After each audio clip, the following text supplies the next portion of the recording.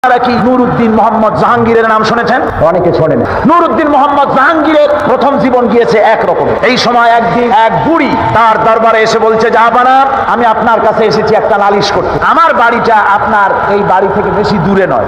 আমার ছেলে সেনাবাহিনীতে চাকরি করে, ফ্রন্টিয়ারে এখন আছে, সেখানে সে যুদ্ধের মধ্যে সেখানে যুদ্ধরত। এখন আমার এক সুন্দরী পুত্রবধূ ঘরে প্রতিদিন কে যেন এসে আমার বাড়িতে হামলা চালায়, আর আজকে রাতে সে এসে আমার পুত্রবধূর ইজ্জত বোধহয় নষ্ট করবে। সুতরাং আমি আপনার কাছে নালিশ করলাম, হয় আপনি ওই দুর্বৃত্ত থেকে আমার পুত্রবধূর সতীত্বকে হেফাজত করেন, নতুবা আমাকে এই আজকের রাতটা সময় দেন, আমি আমার পুত্রবধূকে নিয়ে আপনার এই রাজ্য থেকে অন্যত্র চলে যাই। জাহাঙ্গীর কোনো কথার জবাব দিচ্ছেন না, চুপ করে আছে। মেয়ে লোকটি বুড়ি মানুষ তো রেগে গিয়েছে, বলছে, জাহাঙ্গীর, আমি তোমাকে হতে দেখছি, তুমি যদি আমার পুত্রবধূর সতীত্বের হেফাজতের কোনো দায়িত্ব না নাও, তাহলে তোমাকে বলছি, তুমি যে পরকালে বিশ্বাস করো, সেই পরকালে তোমার স্রষ্টার সামনে আমি তোমাকে আসামির কাঠগড়ায় দাঁড় করাবো। জাহাঙ্গীর তবুও কিছু বললেন। মেয়ে লোকটি চলে গেল। গভীর রাত্রে জাহাঙ্গীর নিজে সেই বুড়ির বাড়ির কাছে চলে গিয়েছে। দেখেন দেওয়ালের পাশে একটা ঘোড়া দাঁড়ানো আর একটা প্রহরী। প্রহরীকে তরবারির আঘাত দিয়ে শেষ করে ঘোড়ার পিঠের উপরে দাঁড়ায় দেওয়াল টপকায় ভিতরে চলে গেল। যে শুনতেছেন ঘরের ভিতর থেকে যুবতী কণ্ঠের আওয়াজ, বাঁচাও বাঁচাও, চিৎকার হচ্ছে।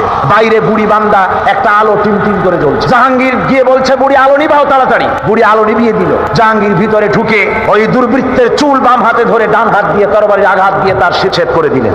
বললেন, বুড়ি আলো জ্বালাও। বুড়ি আলো জ্বালালেন।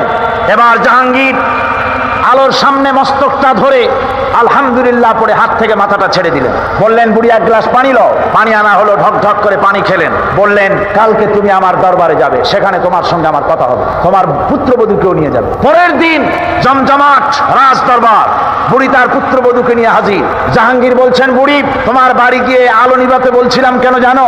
কয় না, জানি না। জাহাঙ্গীর বললেন, তুমি যখন আমার কাছে নালিশ করেছো, আমি মনে মনে ভেবেছি আমার বাড়ির এত কাছে আমার যুবক ছেলে ছাড়া আর কারো এই সাহস হবে বলে আমার মন বলে নাই।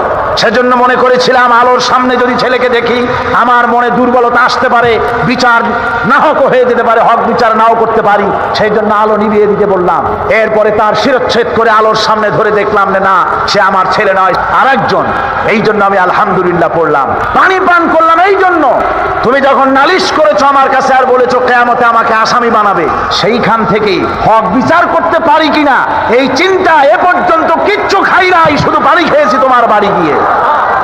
জাহাঙ্গীর তার মাথা থেকে মুকুট খুললেন। মুকুটটা খুলে বুড়ের পায়ের কাছে রেখে দিয়ে বলেন, বুড়ি, তুমি জেনে রাখো, দিল্লির সম্রাটের এই মুকুটের চাইতে তোমার পুত্রবধূর সতীত্বের মূল্য মুসলমানের কাছে 1000 গুণ বেশি।